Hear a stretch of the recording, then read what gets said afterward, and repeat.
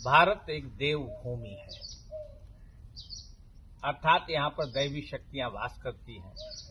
जैसे सूरज, चंद्रमा, पवन, अग्नि और आकाश है, उसी प्रकार से भारत की ये भूमि है जो सबको केवल देना जानती है। सर्वे भवन्तु सुखिनः, वसुधैव कुटुम्बकम का भाव यहीं से उत्पन्न होता है। किंतु कुछ आसुरी शक्तियां 1500 साल पहले से भारत में आकर के पहले मुस्लिम्स आए, फिर मुगल आए, फिर अंग्रेज आए।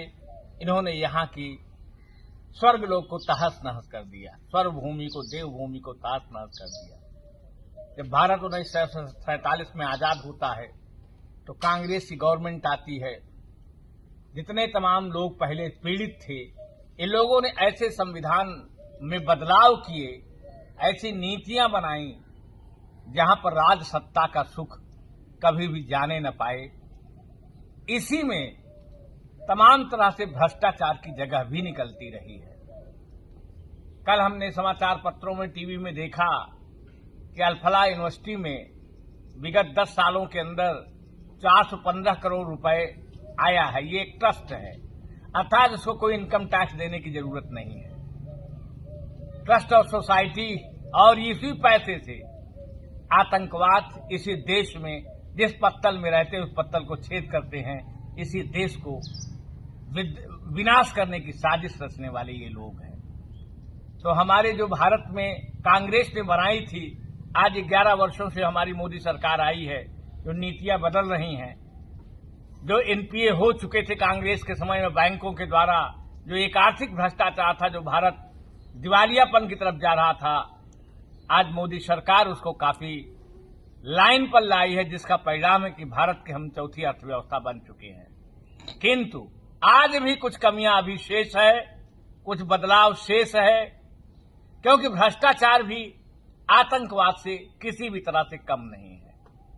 ईडी अगर पकड़ते हैं तो हजारों करोड़ रुपए नोट पकड़े जाते हैं, सैकड़ों करोड़ नोट पकड़े जाते हैं। कैसे पकड़े जा रहे हैं ये? इसका मतलब भारत के कानून संविधान में जो ट्रस्ट और सोसाइटियां, सरकार की जो मंशा रही है लोक कल्याण की, इनको टैक्स से छूट मिल रही है। केजरीवाल कंपनियां बना करके नंबर 2 का नंबर 1 करते थे। कांग्रेस ने तो ट्रस्ट के माध्यम से ही हजारों करोड़ का गबन किया है। आज अल्फला यूनिवर्सिटी अकेले नहीं है, जितने भी भारत में ट्रस्ट और सोसाइटी है, सरकार को चाहिए कि इनकी प्रॉपर मॉनिटरिंग करें, इनकी जांचें करें कि ये ट्रस्ट और सोसाइटी के द्वारा जनता का शोषण करते हैं पूरी तरह से।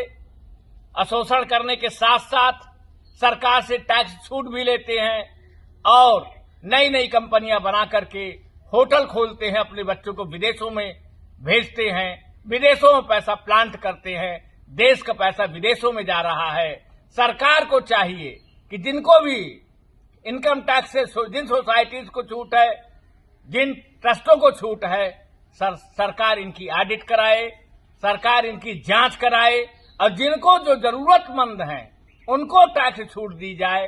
और जो लोग एक भ्रष्टाचार कर रहे हैं टैक्स बचा करके, समाज में जितने बड़े लोग हैं, ये ट्रस्ट और सोसाइटी के माध्यम से बचा करके जो भ्रष्टाचार फैला रहे हैं, जिससे हमारी सामाजिक व्यवस्था, गरीबों का हक लूटा जा रहा है, ये किसी भी तरह से आतंकवाद से कम नहीं है।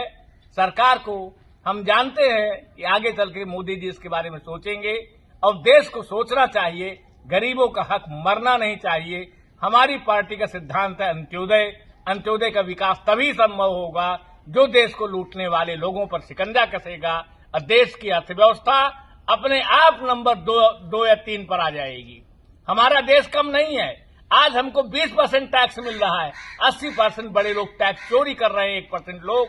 अगर इन पर लगाम लगाई जाए, जो हमारे संवैधानिक लूपहोल्स हैं, तो देश को दूसरी और पहली अर्थव्यवस्था से बचाया नहीं जा सकता। अर्थात देश प्रथम अर्थव्यवस्था बनेगा और विश्व गुरु बनेगा।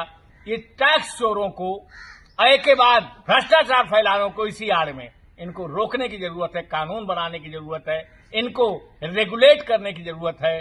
जय हिंद, जय भारत, जय प्रयागराज।